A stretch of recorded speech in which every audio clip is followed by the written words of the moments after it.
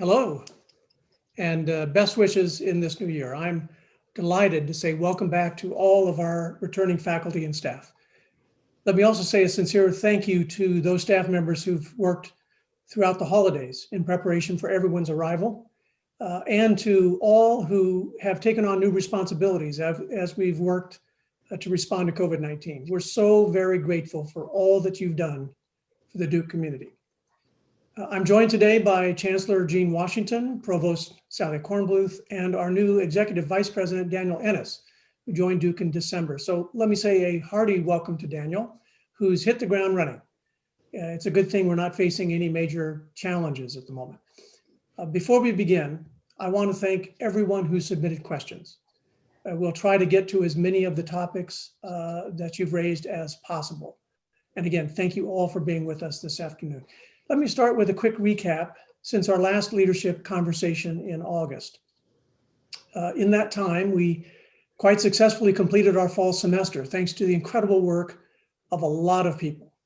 Our faculty, teaching in person and remotely, doing wonderful work with our students. And I'm proud to say we saw no instances of classroom transmission of the virus.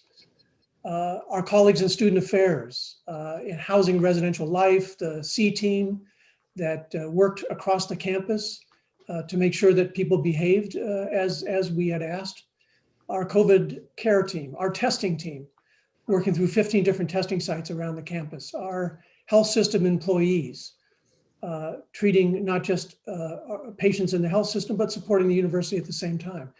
Frontline workers in food services and housekeeping and elsewhere, and our students, including many student leaders who helped us maintain healthy behaviors throughout the semester.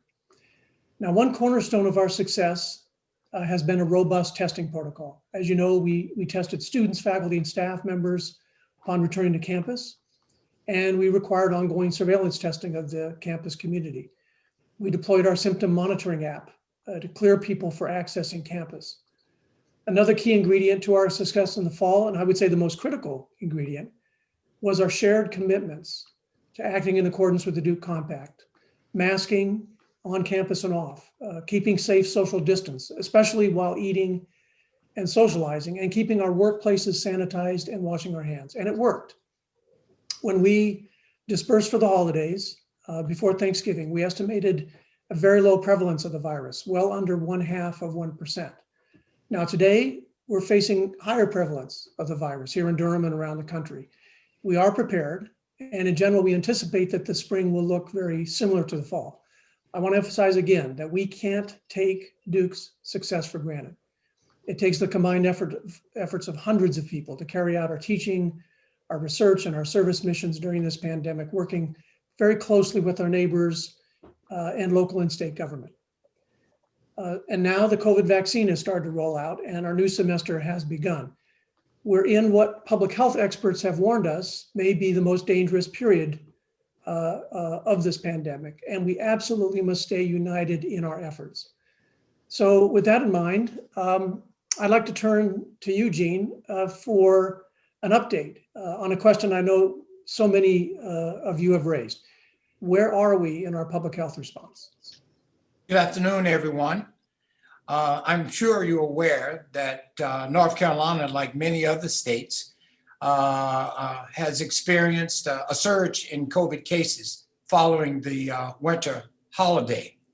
The good news is that today we're seeing cases plateau across the state and here in Durham as well. Just over 2 weeks ago, we were seeing or experiencing a 7-day rolling average of about 8,700 cases. Today, that number has decreased to about 6,400 cases on the average every 7 days. Fortunately, we've also seen that same kind of decline here in Durham. About 2 weeks ago, we were experiencing about 120 cases as a rolling 7-day average. And today we're down to 191.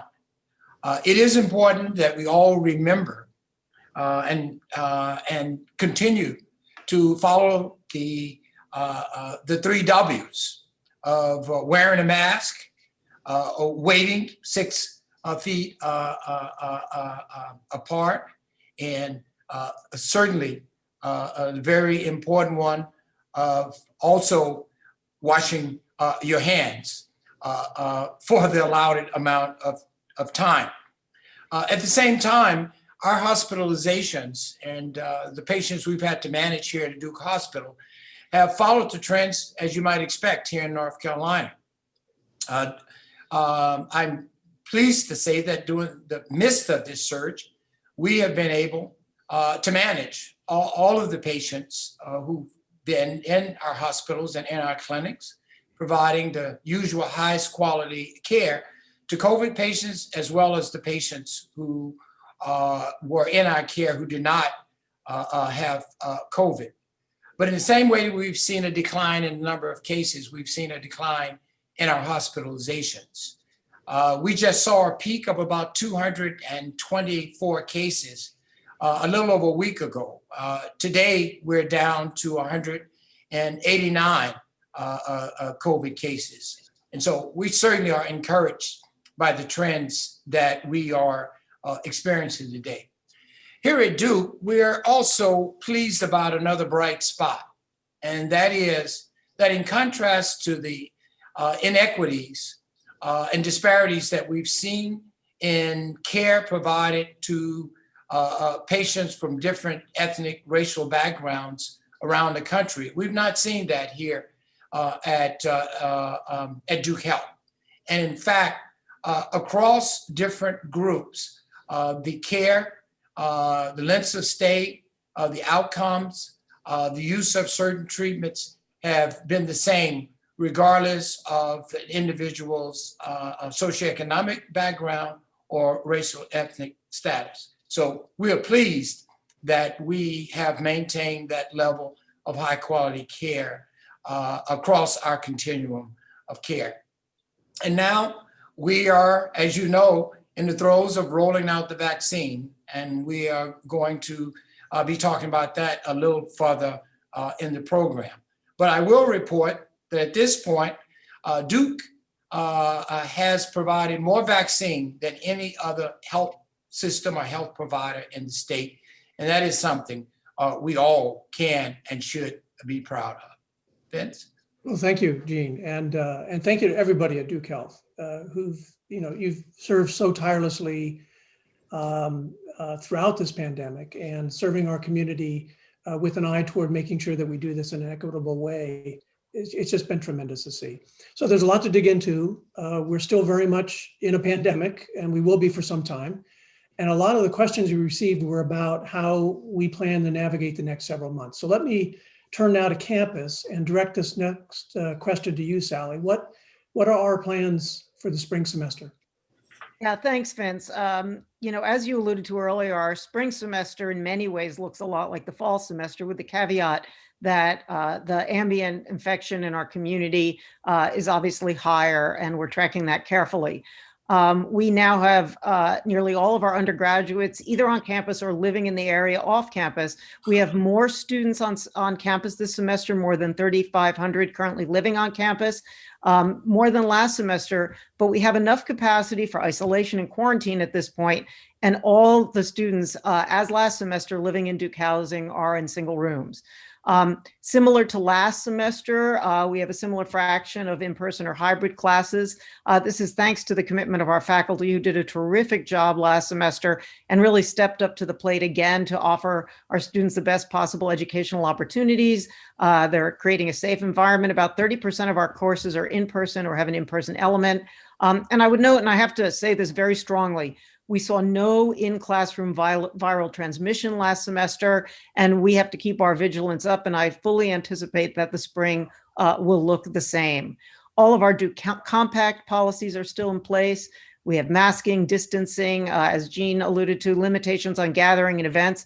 But, make no mistake, we're excited about the vaccine, and the vaccine has given us a great hope for a normal future. We're still in a grave public health crisis, and in some ways worse than ever. So we really, really have to continue to be vigilant in taking care of ourselves and taking care of each other. So one question we're hearing, will there be summer programs? So in the summer of 2021, we plan on focusing primarily on and around Duke undergraduates interested in taking Duke summer classes. This is either in person or remote, and other pursuits where they might live on campus. So we routinely have many students who work in research labs in the summer. We're hoping to offer the possibility of them to stay on campus. We have students doing internships. Programs like Data Plus, we hope to be able to have on campus. Even if students are not going afar on Duke 𝐀𝐮𝐤𝐿, we hope to have Duke 𝐀𝐮𝐤𝐿 local programs. And, just like the campus at this point, we expect the summer to involve masking, social distancing, and importantly, continued surveillance testing. At this point, we are not planning programming for minors on campus. We do hope to resume next summer in 2022. But as I said, for this summer, we plan to focus primarily on the Duke undergraduates. Programs outside of these undergraduate programs involving non-minors or not really focused on undergraduates may occur, but we're working out the logistics there because we need to work within boundaries and time periods, and we're working now on generating an approval process that will be forthcoming. There's no question, as I said, that there'll be an extensive menu of opportunities for undergraduates. The team is working out the details now. And again, we hope to have in-person and remote opportunities and internship and employment opportunities, particularly for graduate students, as we did last summer. You may recall there was a menu and we were trying to find graduate students employment and internships as much as we could. And we do hope to do that again this summer. Right. And what about travel? So, obviously there's a lot of uncertainty about travel here and everywhere. International travel is still severely constrained. We're still seeing viral infection all over the world. We see travel restrictions, and we don't yet know whether those restrictions will be relaxed. We don't know how they'll change. We do know at this point that all activities involving Duke-sponsored undergraduate travel outside the United States are very, very unlikely to be held this summer. We really don't anticipate that. For Duke-sponsored travel within the United States, we need to wait a bit and see the difficulties that are experienced state by state. Now, for graduate students, I realize many students have, field work to do, archival work to do, and we really want to facilitate this. So we're working on an approval process for graduate students, particularly those who need to do research outside of the country. So processes and procedures on that will be forthcoming. And finally, I'm quite sure there will be requests for faculty travel that's Duke sponsored. And again, we are discussing a process for approval and planning for this. So more soon on these important travel related issues. Thanks, Sally. And thanks to your staff for working through all those issues. It's great we're working on some exciting summer plans with more details to follow. And so in the meantime, as we've said, this semester will more or less be similar to what we've seen in the past in terms of program offerings and on-campus protocols, very similar to the fall.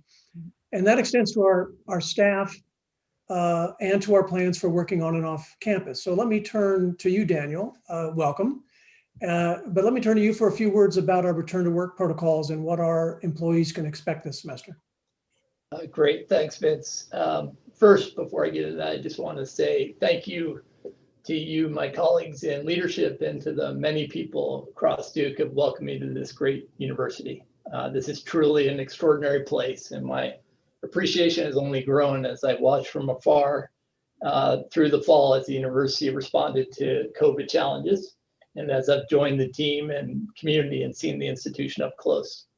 I'm particularly struck by the talent, the dedication, and the passion that our faculty, staff, and students have for Duke. And I look forward to working with you as a partner to both solve problems and create opportunities. I particularly want to thank all our essential teams who have been working on campus these past 11 months. Our colleagues in facilities, maintenance, housekeeping, dining, police, and all our healthcare workers throughout our institution have made it possible to continue filling our missions without interruption. We're committed to your health and safety, and we appreciate your efforts. Thank you very much for your resilience and hard work in the face of serious challenge.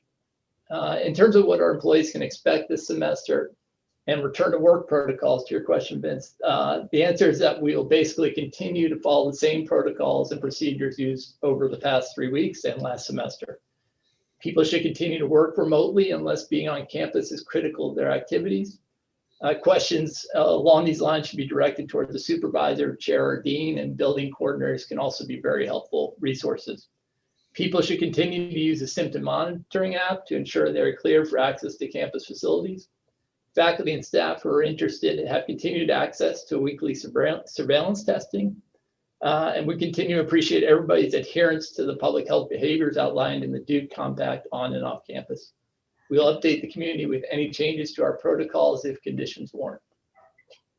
Well, thanks, Daniel. And this is probably a good moment just to remind everybody that for the latest updates on these various protocols and information about testing, about school and program information, and resources for support, you can always go to our Duke Coronavirus Response website, and that address is coronavirus.duke.edu. So switching now to another question that we've received from many of you, and I'll turn this question again to you, Daniel. In light of the pandemic, what is the university's financial situation? What can you tell us about that? Happy to jump in. Thanks, Vince. As everyone in our community knows, COVID-19 and the pandemic have impacted every activity at Duke and every part of our operation. In the face of this extraordinary challenge, the university has responded thoughtfully and taken strong actions to reduce expenses in the face of threats to its funding sources, including in particular enrollment and auxiliary services revenues, as well as significant financial pressures on our healthcare system. We appreciate that many of the cost containment measures taken, including salary freezes and reductions and the suspension of 403B contributions, seriously impacted our employees and their families. The decisions were guided by some specific principles, namely to protect lower paid employees through progressive salary and benefit reductions, to protect as many jobs as possible, and importantly, to continue to advance Duke's teaching, research, clinical, and service missions.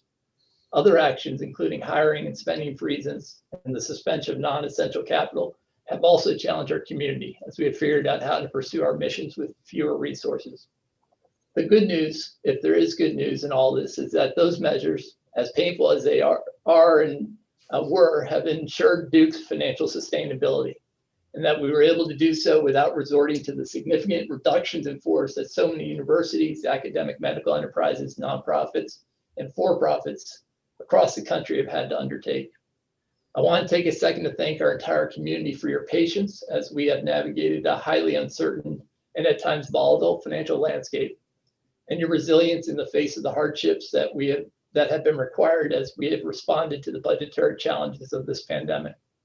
The financial picture will, of course, continue to be quite complicated as we will continue to see meaningful threats to revenue, while we also work to restore the cuts to compensation that we had to make for the past fiscal year. Having said that, we need to continue to look forward and assure excellence across our missions through thoughtful resource commitments. Sally, along these lines, do you want to talk about the 2030 plan process that you're leading?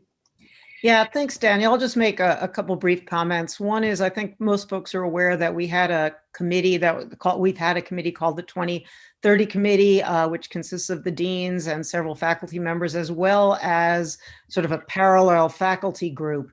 We've also had a number of conversations with the Academic Programs Committee, with the University Priorities Committee.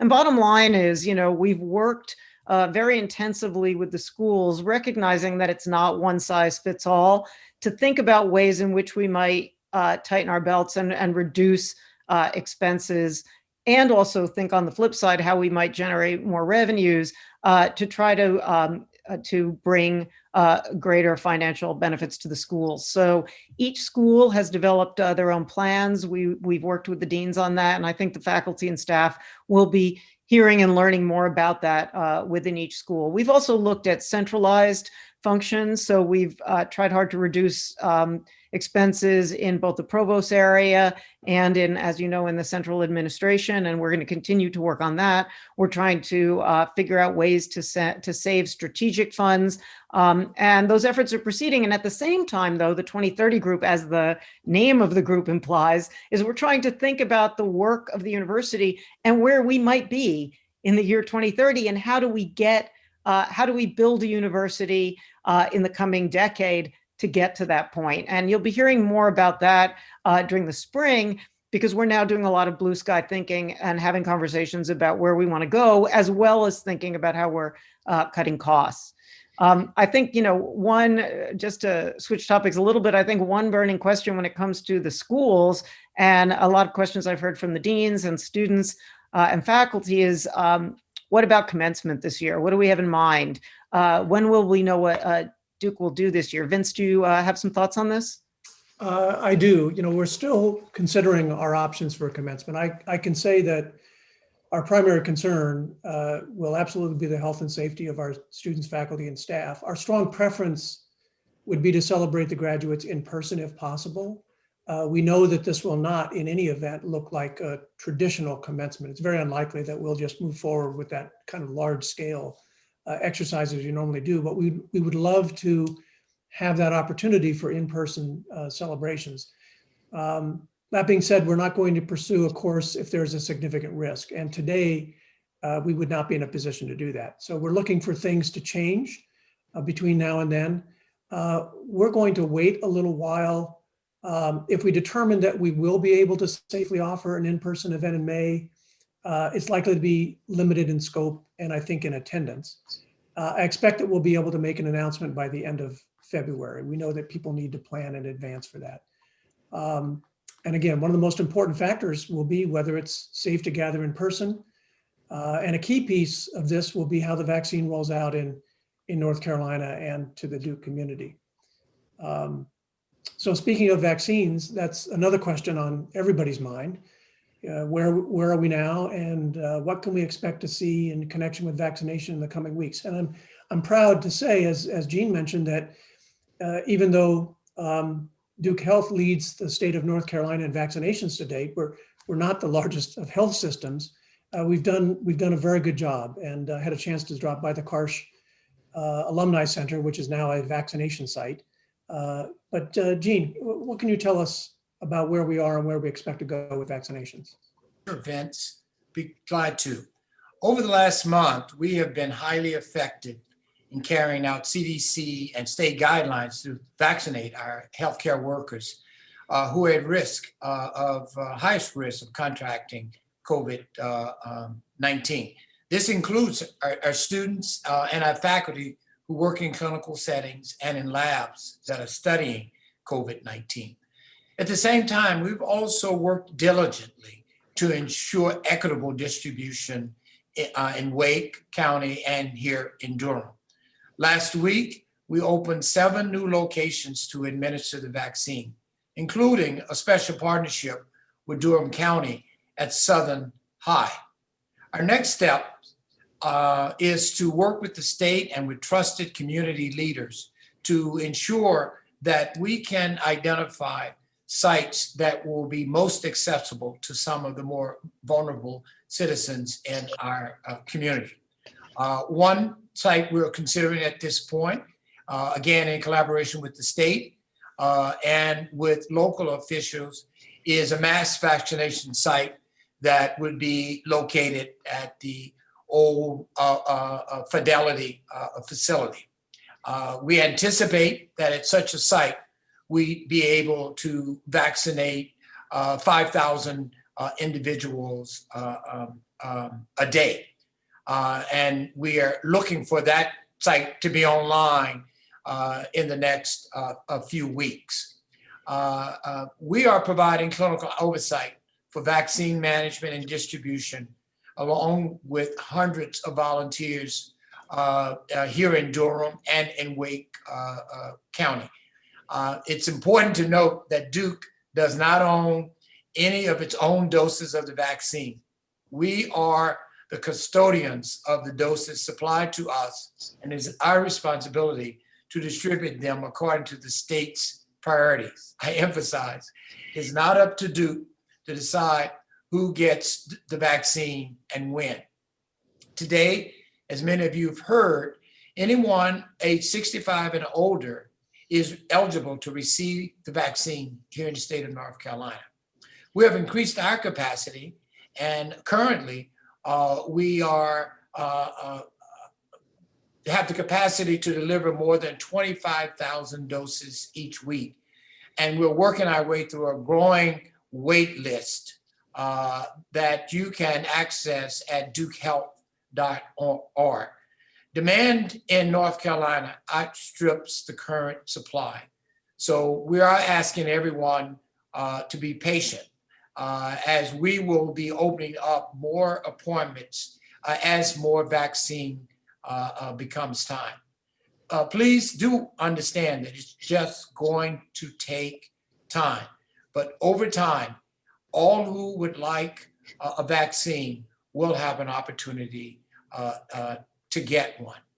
As we ramp up, we're tracking very carefully the demographics of who's receiving the vaccine. We're not yet where we need to be. We have already begun to see some disparities in who's receiving the vaccine in the state. And as anticipated, with their lower rates in many areas of our community, including right here in Durham, of acceptance of the vaccine in our a lower rate in our communities of color. And so to turn this around, we're working very hard to remove barriers to accessing the vaccine. We're providing transportation to vaccination sites and specifically addressing concerns that people have about the safety and reliability of the vaccine. Given the historic harms communities of color have endured, the skepticism is real, and we recognize that. We are therefore taking this imperative very seriously, and we are learning from and working with our community leaders.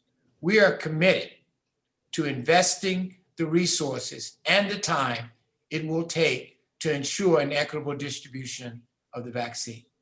Vince? Yeah. Thanks, Gene. And I encourage all of us when our place in line comes available to step up and become vaccinated. I'm waiting myself for that moment. It's not here yet. But I want to thank Eugene and the team again for the tremendous work that you've done on this front. And it mirrors more generally our commitments to social justice and to anti-racism. I've said several times in the past few months that we're confronting dual pandemics. We have COVID-19 and also the longstanding racial and social inequities that the virus has exploited and exacerbated. So as we're working to get the public health situation under control, we're also making significant institutional commitments to equity and justice. And this is a critical time for Duke as we contemplate our future amidst uncertainty and pain. As you know, over the summer, I announced some steps we were taking to address systemic racism at Duke and in our community. And these are just the starting points. Righting the wrongs of history will take time, and our efforts have to be, and they will be, both focused and sustained. And we also have to be a lot clearer about our goals and more transparent, I think, as we work toward them. And that's why I've charged this executive leadership team, you, Sally, and Daniel, to develop and implement a structure for rigorous assessment and accountability and reporting on our progress. This fall, we received anti-racism plans that came forward from our schools and various administrative units, and we brought them together at antiracism.duke.edu. As we work to address racism and inequality and injustice at Duke, we've sought to move decisively without delay. We've tried to mobilize every part of our enterprise by redoubling existing efforts and by initiating significant new programs. And I want to thank our faculty and staff for the ways that you've embraced this mission. People have stepped up. We've seen numerous and very thoughtful programs developed. And I know discussions are taking place across the campus around how we can live out our commitments. But we must ensure that beyond this moment, anti-racism and equity remain long-term priorities for Duke. We have to ensure that they're woven carefully into every aspect of our institutional strategy and culture. So this isn't a standalone initiative. It's something that will be incorporated and is being incorporated into every aspect of what we do, including in our health system under our Moments to Movement plan, Gene, that you and colleagues have developed for Duke Health. Now, to these ends, Kim Hewitt, our Vice President for Institutional Equity, is coordinating our efforts across the university. Kim and her staff have been working on programs that are designed for our staff that will align with programs being developed for our faculty. And I'll turn to Sally in a moment for more on that work. Kim's office is also coordinating our climate assessment plans, which will include our first staff survey later this spring. She and a steering committee are working now with 2 working groups. One is focused on developing the right survey tools and assessment tools, and another is focusing on how to leverage those data for community education and for accountability. We're also expecting to roll out some new dashboards that I think will be helpful for units across the campus to understand and to monitor our progress. As you know, Daniel, Kim's team is working on coordinating with all of your administrative units around greater transparency and to foster stronger communication by developing templates for gathering and reporting out. And let me turn now to you, Sally, and perhaps you could talk a bit about how these efforts are rolling out from an academic perspective, and then perhaps Jean, you can weigh in from the perspective of Duke Health. Yeah, thanks, Vince. There's been a lot of activity on these fronts. We've had quite a number of workshops, seminars, et cetera, out of the Office of Faculty Advancement led by Abbas Ben Mamoun, with programming with Cheryl Black, Sherilyn Black, excuse me, very popular courses, many focused on classroom culture and how faculty should interact with students, and also thinking about how we weave anti-racism into all of our instruction in the classrooms. As you mentioned, Vince, we have plans from all the schools. I've worked with each dean to drill down on what their anti-racism plans, what action plans they have in each school, and we'll be following up on a regular basis as these plans unfold to make sure they're implemented. Because one thing we heard loud and clear from the community was they want to see accountability and they want to see metrics and they want to make sure that we're moving forward. We have wonderful faculty-led initiatives such as the Black Think Tank that we're trying to help support. One thing I want to call out here is we've received funds from the Duke Endowment, both for faculty hiring, but also for faculty scholarship on race and racism. So there's actually an RFP currently open, and I mention it now because the deadline's February 1st, called Reckoning with Race, Racism, and the History of the American South. And for this, we're asking for proposals for faculty to engage on any topic related to the history of South with a focus on race, racism, anti-racism, and freedom, liberation, abolition struggles, et cetera. So I really encourage interested faculty to apply. In addition, from the Duke Endowment, we were very fortunate to receive funds for developing curricula, and we do have a group of faculty working on a planned university course. And I think that will be very exciting.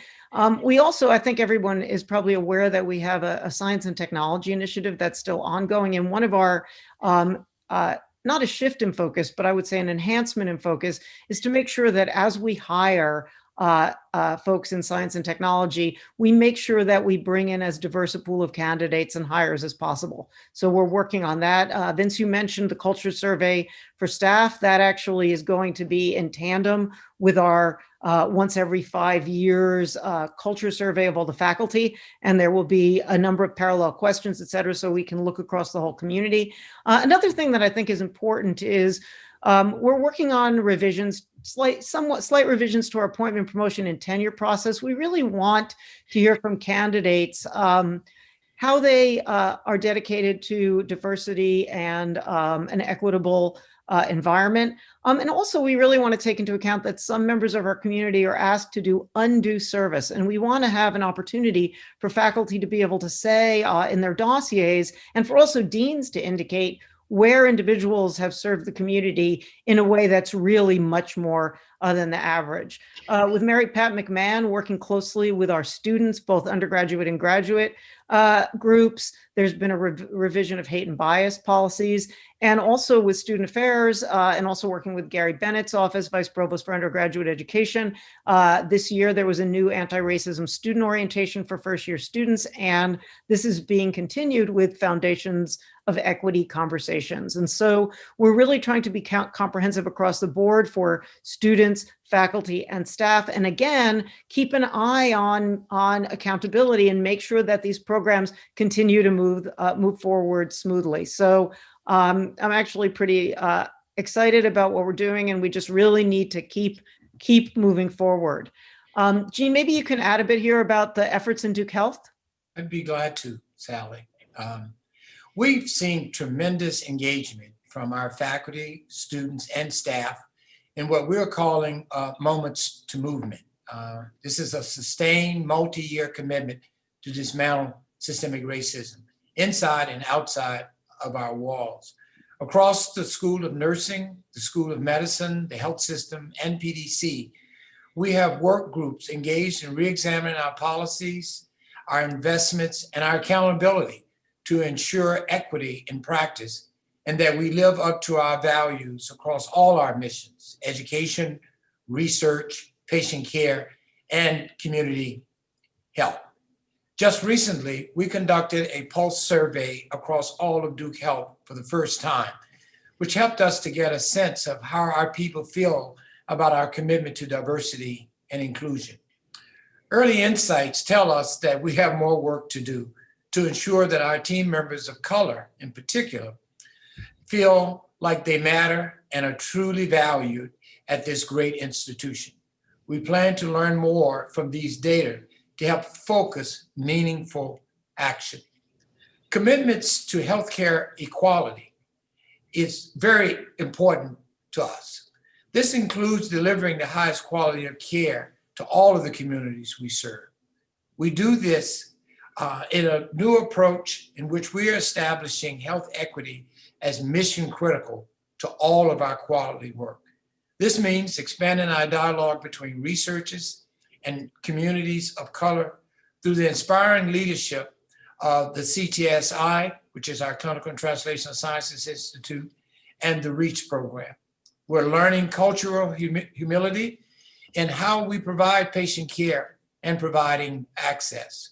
And we're working with community partners to address the social and behavior determinants of health across 5 critical areas. I'm tremendously proud of this work and of the grassroots enthusiasm it has inspired. I assure you, we are committed to fostering a diverse and inclusive environment where everyone thrives. You can learn more about it at M2M, which is short for Moments to Movement, .dukehealth.org. Vince? Well, thank you, Gene, and Sally and Daniel for the work that units reporting to all of you have done, and thanks to everybody on this call for the way you've responded. I know we've had some questions about our partnerships with Durham and how we're working with the Durham community during the pandemic, and I'd like to say a few words about that. We've had a deeply collaborative relationship with the city of Durham and Durham County from the start of the pandemic. We are in close daily contact with Durham County Public Health and with the state of North Carolina. Many of our faculty members are serving as close advisors, both to Durham and to the state. And we're working very closely as well on the vaccination effort that Gene described, not just through Duke Health, but throughout the state, including mounting those vaccination sites at Southern High School and Lincoln Community Health Center, as well as here on campus. Through our Office of Durham and Community Affairs, which is under the leadership of Stephanie Williams, Duke's been supporting digital learning efforts in Durham Public Schools. We were a lead partner in launching the Durham Public School Foundation successful campaign to raise funds to close that digital learning gap in the public schools. We've been supporting small businesses as well as nonprofits through our grant and our loan funds that we created in the spring. And we're continuing to work to address issues like affordable housing and employment. And indeed, right now we have a trustee level task force, which includes faculty and staff and students, as well as members of the community on Duke and Durham today and tomorrow to help inform Stephanie Williams and her team as they develop their strategic agenda for engaging with Durham. We're also coordinating with Durham on economic recovery and renewal efforts. Katie Galbraith, the president of Duke Regional Hospital, was one of the co-chairs of the Renewal and Recovery Task Force appointed by the mayor and the county commissioner. So this has been a time for us to work together very, very closely with Durham.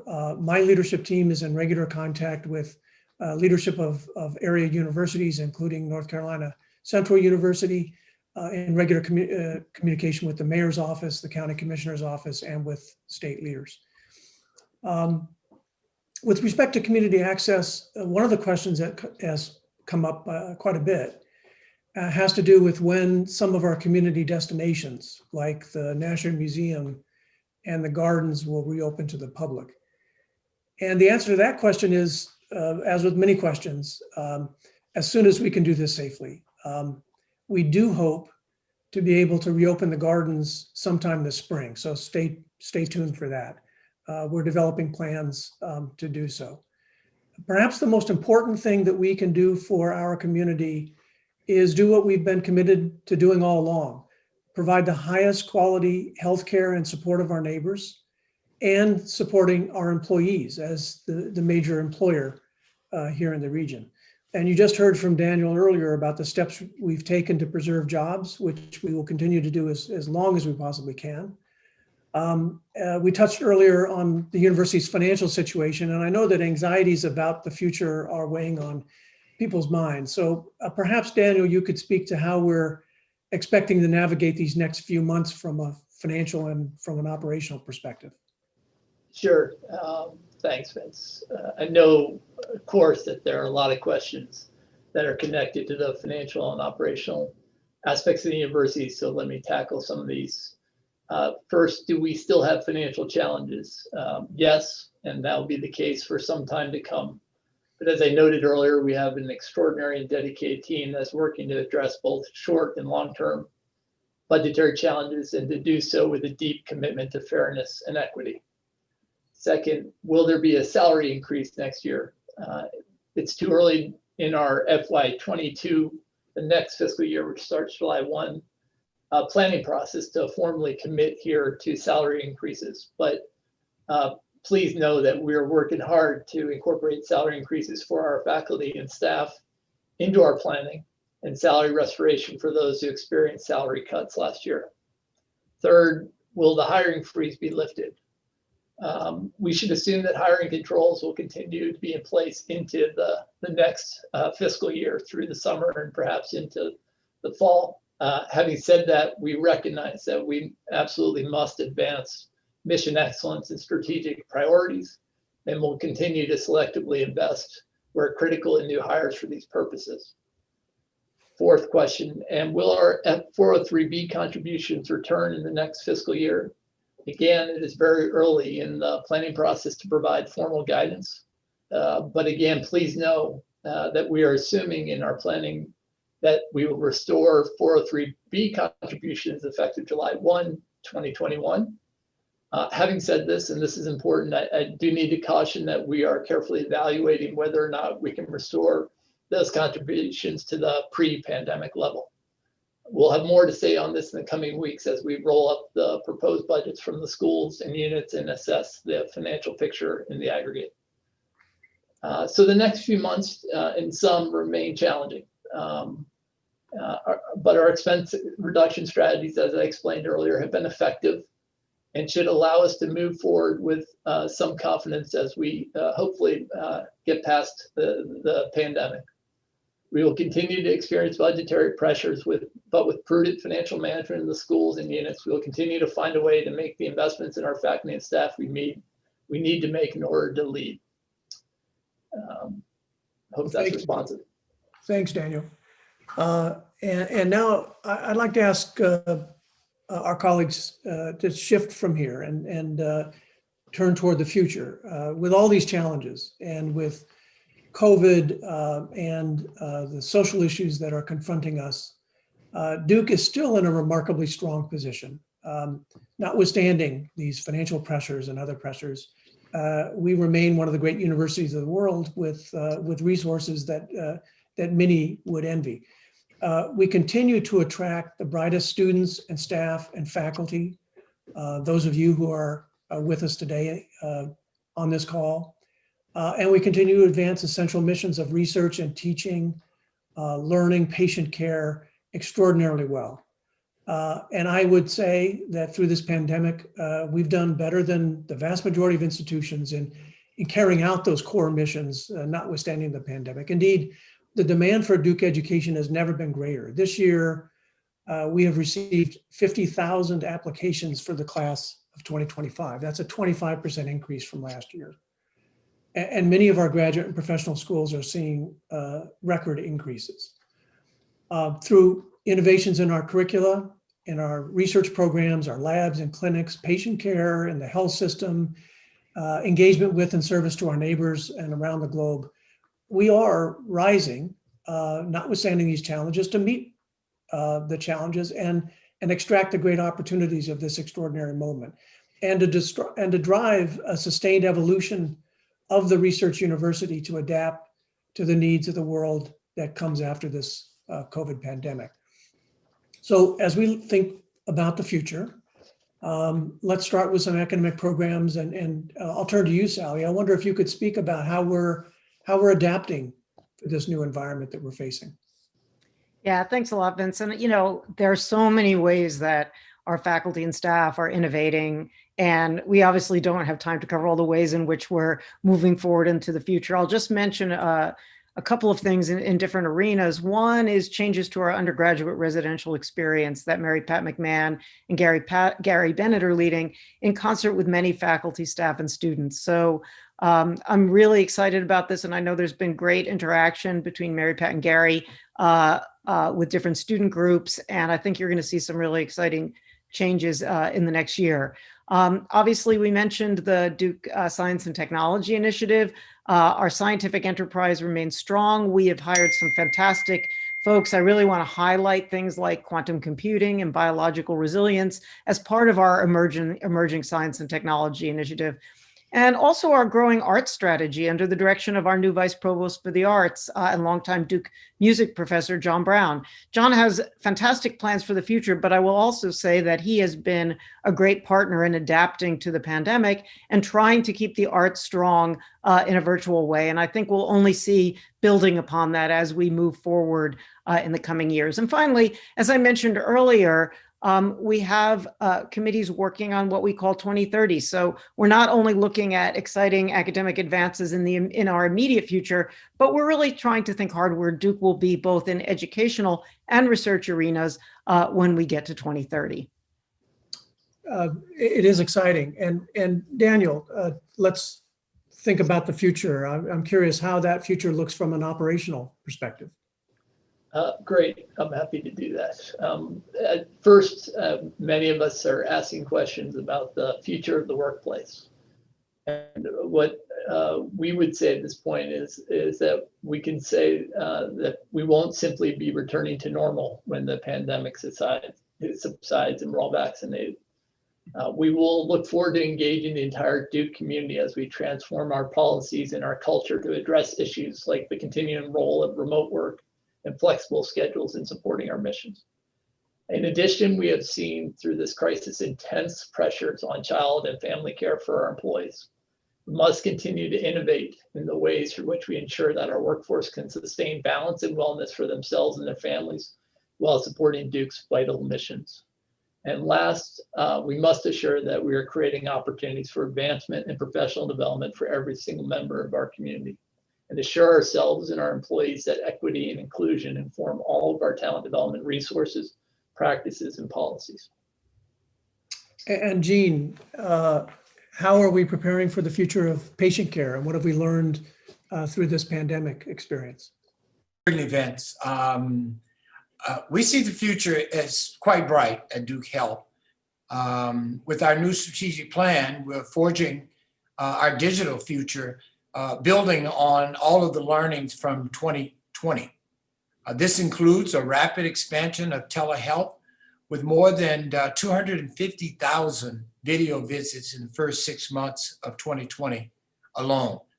That pace has continued and delighted our patients with a 94% patient satisfaction rate. We're also expanding to serve our fast-growing community more broadly here in Durham and beyond in Wake County. This includes breaking ground on a new campus in Wake County at green level. And this year, we will greatly expand access to top-notch behavioral health services, much needed in the region, with the opening of a beautiful and welcoming 112,000 square foot behavioral health center at Duke Regional Hospital. So just like the university, we here at Duke Health look to the future with an abundance of hope and purpose, and feel that that future is quite bright. Vince. Well, thank you, Gene, and Daniel and Sally as well. This has been a trying time these past 11 months. Threw at us all kinds of things we could not have anticipated. The resilience of this community has been extraordinary, and it hasn't come without a lot of accommodations, a lot of sacrifices, and I know an extraordinary amount of hard work by so many people. But that contribution to Duke over this past year will pay dividends, I think, for decades. We are learning. We do make mistakes sometimes, but we learn from those mistakes. We do decide to alter our policies and practices. We're listening very carefully to the best science and to the best public health advice as we navigate through this. But we're also leaders. And so we're generating practices now that will carry us not just through a pandemic, but I think pay dividends down the road. So thank you, Gene. Thank you, Daniel and Sally, for your extraordinary leadership. And thanks to every single person on this call with us today, not just for joining us, but being part of this moment in Duke University's history. Your part in navigating through the pandemic, but also your part in taking us through that next 100 years as we contemplate our centennial in 2024. A university is only as strong as our people. And over the course of this past year, the people of Duke, you, our faculty and staff, together with our students and alumni, have been incredibly strong. And in doing so, you've strengthened our university. So the opportunities ahead of us might be novel, but our core mission remains the same: to harness the collective endowment of our talents and visions, first off. We are in the talent identification and development business. That is what we do as a university. We want to create greater access. We want to create opportunities at Duke for students and for communities that have not been well served in the past. We want to create an environment where every single member of this community, faculty, staff member, student, alum, feels welcome and feels energized by being part of our community. Secondly, we want to make real the notion that together, as a community, through our triumphs and our shortcomings, through our discoveries, our research, our services, and through our binding commitments to teaching, discovery, and patient care, we can become an engine of positive change for the world. And we've done that. The work that we've done here at Duke this year has been a model, to be honest, for other universities. We've had teams come to us and solicit our advice about how they might navigate through this current semester.